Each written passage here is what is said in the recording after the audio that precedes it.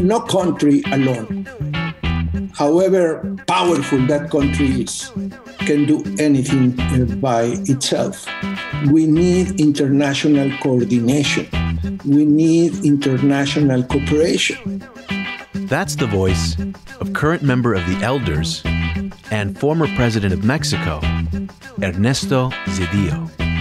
He's today's guest on Press the Button, a Plowshares Fund podcast dedicated to nuclear policy and national security. And now, here are your co-hosts, Michelle Dover and Tom Kalina. Welcome back to Press the Button. This week we're celebrating Plowshares Fund's 40th birthday with our gala, Chain Reaction. Hi, Michelle, and yes, we're recording this just days before the event, and I can't wait. We have a fantastic lineup of experts, and there's a lot to discuss as we look ahead at reviving the Iran deal, the upcoming U.S.-Russian summit, and the Biden administration's nuclear posture review. We will also talk about how we want to expand and diversify our work going forward. But let's look at what else is happening on the nuclear front. Michelle, what do you have lined up for early warning? Well, now that the Biden administration released its 2022 budget, we dig a little deeper into what that means for nuclear policy. We talk about how this budget fits with Biden's previous statements on nuclear weapons funding and what we can expect going forward. Make sure to tune in if you want to know where your tax dollars are going. And after that, Elizabeth Weiner, the managing director of Plowshares Fund, sits down with Ernesto Zedillo, the former president of Mexico. Zedillo is a member of the Elders, an independent group of global leaders who work together for peace and human rights. They talk about the need for international coordination on a variety of issues, including the pandemic, climate change, and nuclear non-proliferation. Zedillo emphasizes the need for a no-first-use nuclear policy and practical steps to promote the UN Treaty on the Prohibition of Nuclear Weapons. It's a great conversation, so please stay tuned.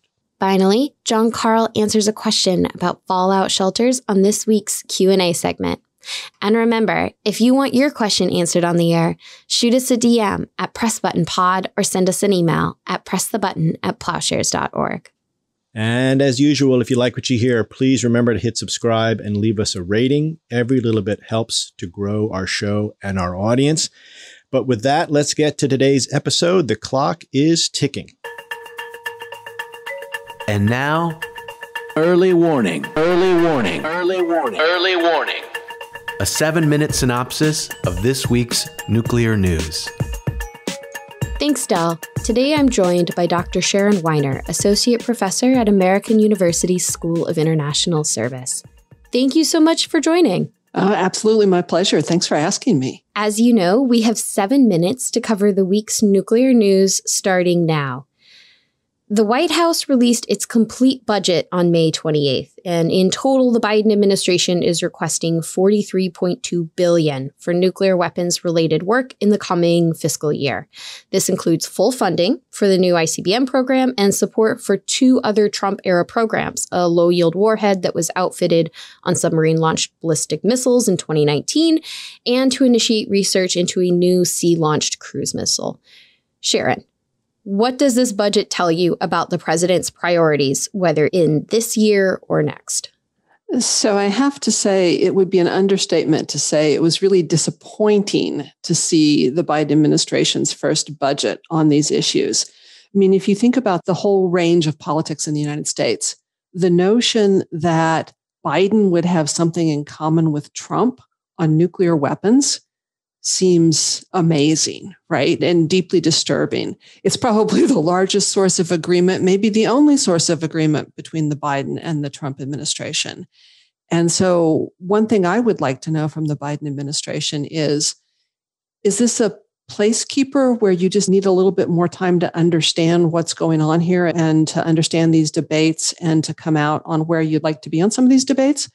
Or are you actually signaling your agreement with the Trump nuclear modernization priorities?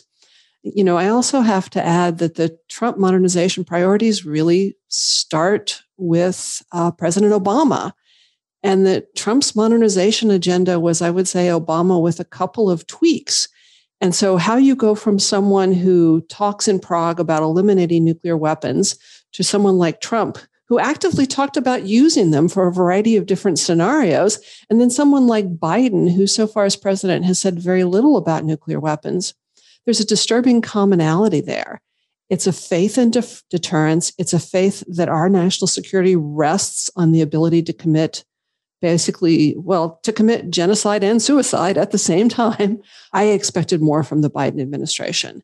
And my hope is that maybe they were distracted by other issues about domestic politics, which I'm sure people understand are, super pressing. But this is also the president of the United States. He's responsible for everything. And I think this budget is a signal that we need to put increased pressure on them to justify the choices that they did not make. If they moved forward with this budget as proposed, how would it affect the modernization programs underway? So the current modernization program is think of it as climbing up a hill. And it's almost to the point of the hill where it has stopped breathing heavily from the exertion and has thought, I can do this, right? So in other words, we're almost to the point where we're locked into these things. So the time to make changes and to not waste money on things we don't need is now. I would actually say it was yesterday. It's now. We're right in the middle of the most fundamental years. If the Biden folks don't rein this back in, I would say this year, we're committed to this, right? There's a huge amount of money that's going to be spent on these items. And as you well know, Michelle, inertia in Washington, D.C. and in the policy community counts for a whole lot. And so my concern is Biden missed the chance here to at least question that inertia and to say, wait a minute, we're going to put everything on hold. I mean, just freeze it at last year's levels or freeze it at 4 years ago level and say, we need some more time to understand these things. Although the argument that they need more time to understand these arguments and debates, I actually find disingenuous. Biden was part of 3 major Obama-era reviews on nuclear weapons. He is a smart man. He focused on nuclear weapons issues. He understands the options. And so now is his time to make a choice about them. And I don't see that happening, right? So the status quo budget suggests to me that he's drank the Kool-Aid about nuclear weapons. Now, you mentioned inertia in Washington. From your experience working in the Office of Management and Budget, what determines how these budgets are created and what gets presented to the president? What does that mean for those who are trying to change them? So the budget process is very fascinating, interesting experience and a different kind of politics than we usually see in lots of other areas. So all budgets start with agencies, and agencies, of course, have vested interests in increasing their budgets.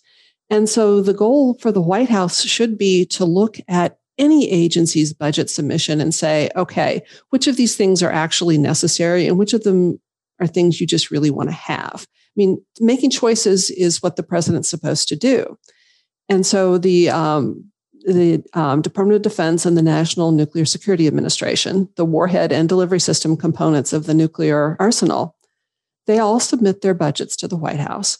And increasingly, especially NNSA's budget, has been going up, partially because it does a very poor job of estimating the cost and time schedule for those projects, and partially because NNSA's workforce is for-profit contractors who have to gain from spending more money on nuclear weapons and who I would argue actually have more power than the fine federal employees at the Department of Energy who are supposed to oversee them. So in the battle for influencing the budget, I think the for-profit contractors at NNSA actually win. And I think we have plenty of evidence to show that. But what happens at OMB on any budget issue is they tee up alternatives. And I know from my time in the Obama administration that there were alternatives teed up for most of the controversial items in the nuclear weapons budget. So the Biden administration can't claim that they weren't given alternatives, because I'm sure they were.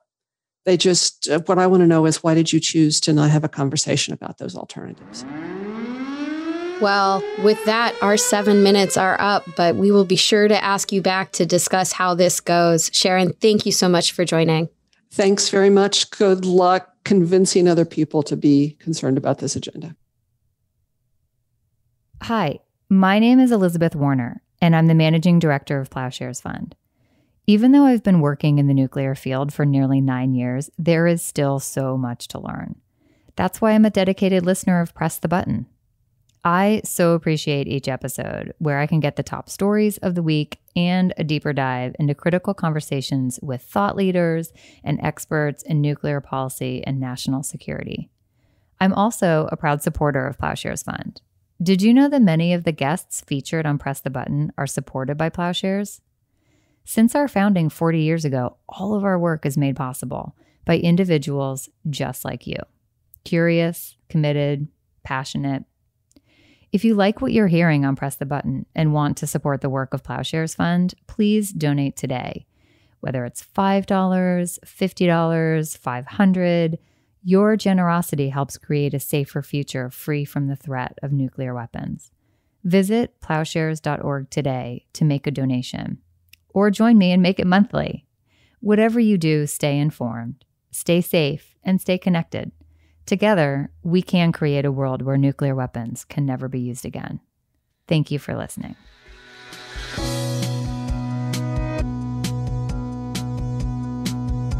So I just want to even start not with a question, but by thanking you for the work that you have done to end nuclear threats among the many global issues that you work on, and the work that the elders did.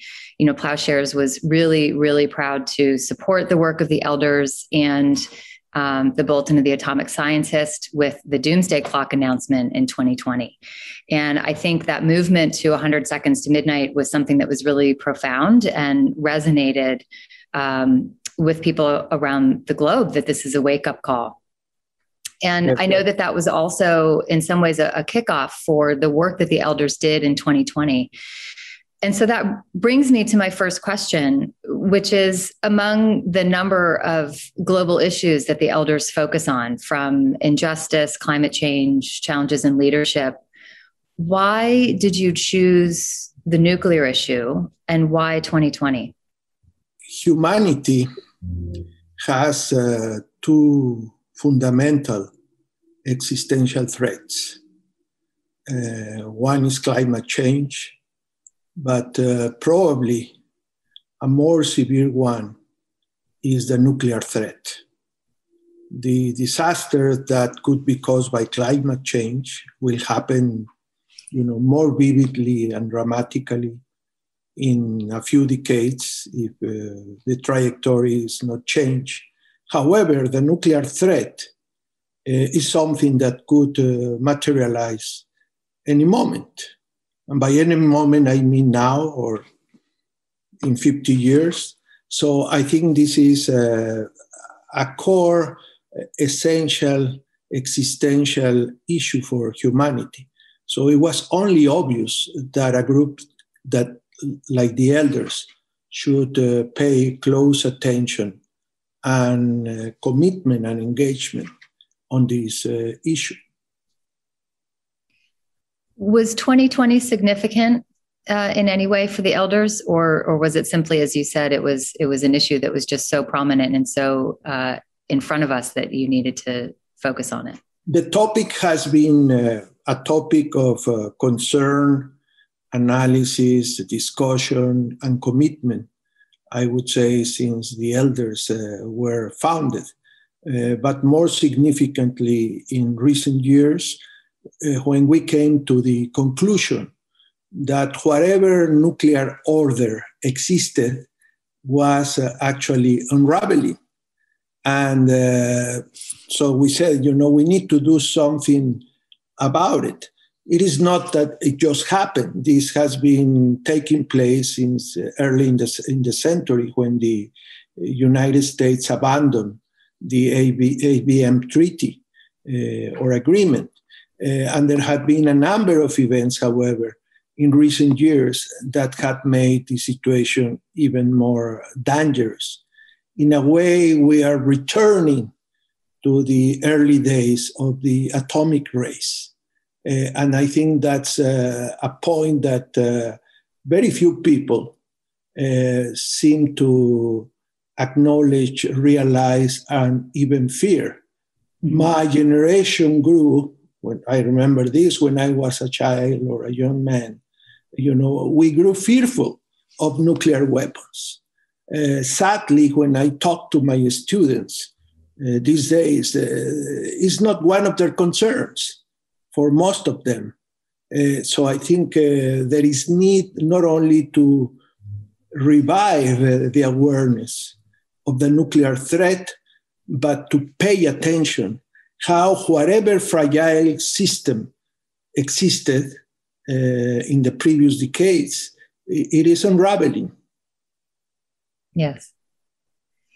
And, my understanding is that you have been personally working on this issue for a number of years as well. And you've served on a number of high profile international commissions, and you've chaired many of these commissions. So I'm wondering if you could share with us more about that personal connection. You touched on it just now when you talked about, growing up with this fear. But what does this issue mean to you personally? Well, it means a lot, because I care about my family. I care about the people of my country. I care about humanity. As much as I am amazed and proud of how much progress humanity has made, I also know, of course, that there are a lot of problems with the way in which development has been pursued and taken place. But the biggest concern is that all of these achievements could be eroded one day if this madness materializes. And this has been a belief since I was, a boy, I would say. I remember to be concerned already about nuclear weapons when I was 10 years old. One thing that happened around that time was the Cuban crisis. But we also saw in the news, these nuclear explosions and the explanation of the devastation. And of course, we knew about the atrocity that happened in Hiroshima and Nagasaki. I grew up knowing of that. So it is only natural that when I became, a person in public service, particularly in positions of authority, and also in my post-presidential time, this topic became one of significant and essential concern. Well, again, thank you for the attention that you've personally paid to it. So during your presidency, I imagine that you faced many issues, domestic, global, et cetera. But one of the things I've been curious about is if the proximity of your country and the proximity of your citizens to the U.S. nuclear weapons arsenal was ever a concern for you. Well, we all knew. I grew up in Baja California, in the capital city, beautiful. Well, some people would say it's not beautiful. I think it's beautiful, Mexicali. And of course, we knew that in a straight line, we were less than 200 miles from LA, one of the important cities of the United States. And we knew that if something happened, of course, we will be in trouble. But I think rather soon, one realizes that it's not about vicinity. I think a single nuclear interchange in the world, anywhere, will bring devastation to the whole humanity. So this is not a Mexico or a US issue. This is one of the existential threats against humanity. Well, and a follow-up question to that on kind of that note about globalization, I think COVID-19 is really this incredible example of a global issue that demands a global response. And I'm wondering if you see any parallels between our ability or lack thereof to respond to the global pandemic and what our capability might be to respond if there was ever a nuclear catastrophe and what the devastation and humanitarian impact of that might be. Well, first, I want to work hard to prevent such a catastrophe because this is not like COVID-19. If we have a nuclear interchange, that will be it, because it will be terminal for practical purposes. But of course, preventing pandemics is in a way very similar to preventing the proliferation of nuclear weapons. Many years ago, in my already post-presidential life, I chair an international commission on global public goods. And this commission decided to pay attention to a rather limited set of global public goods and asked me which ones we listed as the top three. Number one, the prevention of pandemics. Number two, nuclear proliferation, preventing nuclear proliferation. And of course, the number three, preventing or mitigating climate change. So, it is obvious. These are three cases in which no country alone, however powerful that country is, can do anything by itself. We need international coordination. We need international cooperation. And I think those essential elements, unfortunately, are nowadays quite weak. And the proof, unfortunately, is in the way COVID-19 has been managed. I think the distinguishing feature of this very sad episode has been the lack of international cooperation and coordination. So this requires international cooperation as much as we need international cooperation to deal with the threat of nuclear weapons. Yeah, I think that's one of my fears, is that there is this kind of return to this, nationalism and the sense that there are borders that can protect us, and they can, but not from things like pandemics and not from things like nuclear catastrophe and the impact. Well, I want to turn to the policy paper that you and the elders released a couple of years ago. I know that the paper was really a call to action around that dealing with nuclear weapons is something that we must pursue now. And in the paper, you cite the hypocrisy of deterrence and the financial cost of nuclear weapons and the moral unacceptability of these weapons. And the paper also lays out a step-by-step process that starts with the short-term strategy of minimization and then a longer-term strategy of total nuclear disarmament.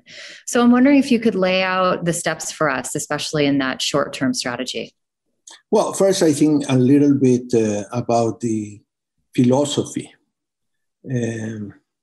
Because some people have said, well, the elders are against the prohibition of nuclear weapons. No, we are not against the prohibition. We start by saying that we would like to see a world free of nuclear weapons, for sure. But we are the elders, we are old, we are experienced, we have gone through many things in our public lives. So we are also, therefore, realistic about the possibilities. So our position is that first of all, steps must be taken to regain some stability and some prospects of control and reversal of what could be, again, a nuclear race. So that's why we said, well, we need to approach this process step by step and doing things that materially produce stability and security, which right now we don't have. I think we are moving towards a more unstable system and, of course, towards a less secure world because of the threat of nuclear weapons. So that's why we speak of very practical steps. We call it the minimization agenda. And we propose things like, okay, let's work towards a universal commitment of no first use. That's the basic doctrine for this minimization agenda.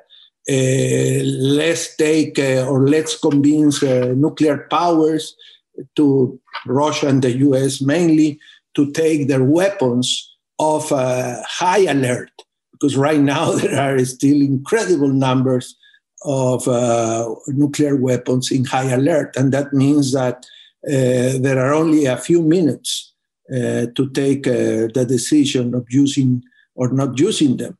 And that's, of course, a very drastic and very dangerous situation. We are also proposing strongly that the number of those nuclear weapons actively deployed should be reduced considerably. We think it's possible. We think it doesn't pose any security problem for those countries that own nuclear weapons, and that it should be done. And we think also that the overall number of nuclear weapons continues to be extremely large. Of course, I would like to see zero, but we still have something like 14,500 nuclear weapons, which are really operational.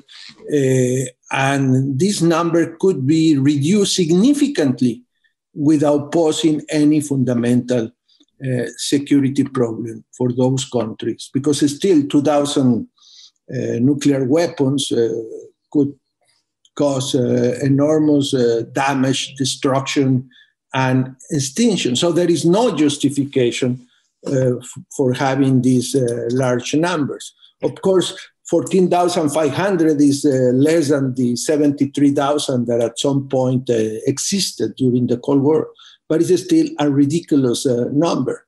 And we believe that things like this, of course, will not render a perfect world, but I think it will be a much safer world.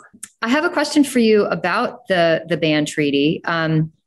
I know that Mexico has both signed and ratified the UN Treaty on the Prohibition of Nuclear Weapons. And in fact, I think they were one of the first 50 states that helped enable the treaty to come into force this past January. And I'm wondering what that means to you as the former president, and if it's significant to you that there are no nuclear states that have signed the treaty. I think Mexico, by doing that, continued a long and positive tradition. Mexico was one of the champions of the NPT when it was being proposed and negotiated. Mexico was, let's say, the founding father of the Tlatelolco Treaty, which eventually created a nuclear-free zone in Latin America. In fact, the only Nobel Peace Prize we have in Mexico was given to Ambassador Garcia Robles, precisely because of his work on non-proliferation and disarmament. So there is a long tradition in Mexican diplomacy in this respect, and I think Mexico did the right thing by engaging in the call and then the negotiations of this new instrument.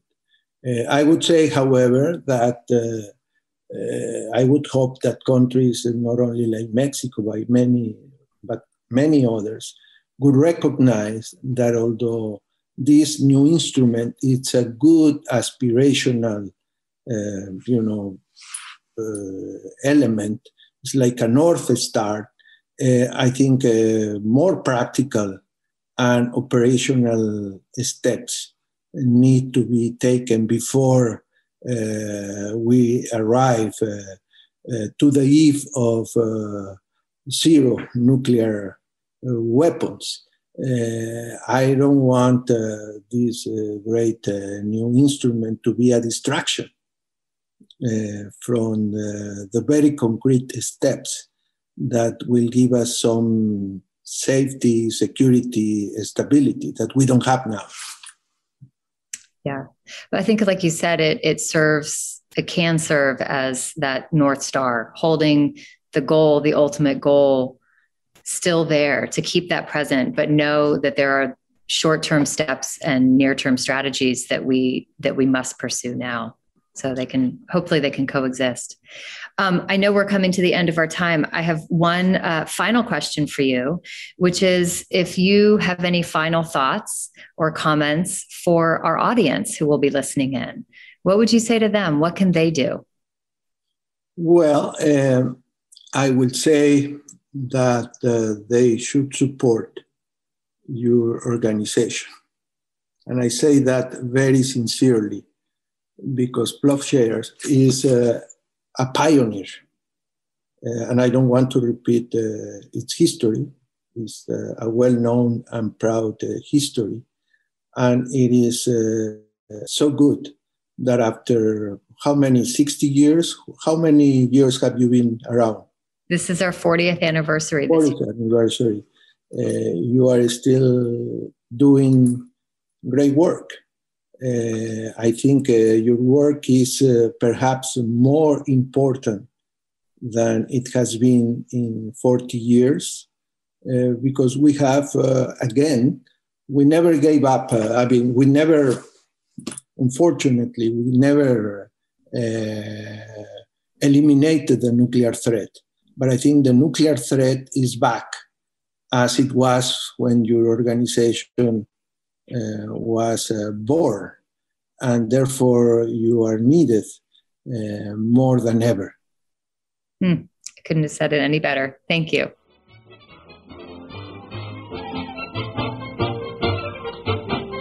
Letters, we get letters. We get stacks and stacks of letters. And now for everyone's favorite nuclear Q&A. Are you ready, John Carl? I am ready. Go ahead. This week's question comes from Paul in Manchester, Great Britain. Paul asks, should we build a fallout shelter? Is anyone building fallout shelters in 2021? Can old ones be used as affordable housing? Well, this is a great question. And the truth is, yes, there are still companies building fallout shelters in 2021. But unlike the Cold War period, when fallout shelters were marketed to your average suburban family, the market today is for the super rich. There are companies called Rising S, Survival Condo, and Vivos that build luxurious bunkers that sell for millions of dollars. Some of them include multi-car garages, gyms, home theaters, and even gun ranges, which is pretty ominous. The idea is that in the event of a global catastrophe, it doesn't have to be nuclear war, but that would count. The wealthy would retreat to these underground enclaves to ride it out and protect themselves from the masses above. This is part of a survivalist trend among elements of the rich, particularly Silicon Valley executives, who are investing huge amounts of money in what one of these companies calls life assurance. So the rich, but not anyone else, can have a comfy existence after the apocalypse. This is pretty symptomatic of our age of extreme inequality. I mean, the rich already live in their own walled-off worlds where they're already shut off from the lives of working and middle-class people. So this is really just a kind of extreme extension of the present. And while we often say that nuclear war would be a great equalizer, something that impacts everyone regardless of their wealth or status, that clearly isn't true. The rich would be far more likely to survive since they have access to vast amounts of expendable cash and they can spend it on their own personal contingency plans. They're already doing this, as the new market for shelters shows.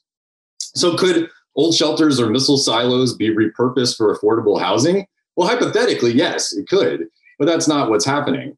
In many of these cases, former public land, which is often in this case owned by the military, gets privatized and then it's sold off to the highest bidder, which tends to be a wealthy person who then caters to a market of other wealthy people. So the inequality just kind of perpetuates itself. So should you, a non-rich person, buy your own, perhaps much more modest fallout shelter? Well, the impulse is understandable. Nuclear war is scary, and I think most of us would like to escape it if possible. But individual remedies like the fallout shelter aren't real solutions to the problem of nuclear risk. This is an issue that is only going to be solved collectively through political contestation. The goal here should be preventing nuclear war, period, not making the post-apocalyptic world relatively okay for us personally. That's why it's important to get involved now whether that's organizing or donating, analyzing, whatever it is that you happen to do to stop nuclear war before it starts. So do it for the benefit of your fellow shelterless proletarians. Another week, another question. And thanks, Paul, for sending that one in. And remember, if you want your question answered on the air, shoot us a DM at PressButtonPod or send us an email at pressthebutton@plowshares.org.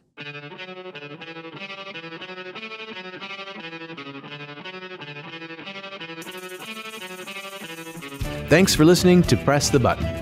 This podcast is produced and edited by Derek Sender, Will Lowry, and Delphine Vigil, with research and assistance from Doreen Horschig and Harry Tarpey. Sound design by Derek Sender. Audio engineering by Derek Sender and Will Lowry. Our theme song is by Lyrics Born and the Poets of Rhythm, sampled with kind permission. Additional music by San Francisco-based bands 17 Evergreen and the Society of Rockets. To continue the dialogue and support our work, visit plowshares.org.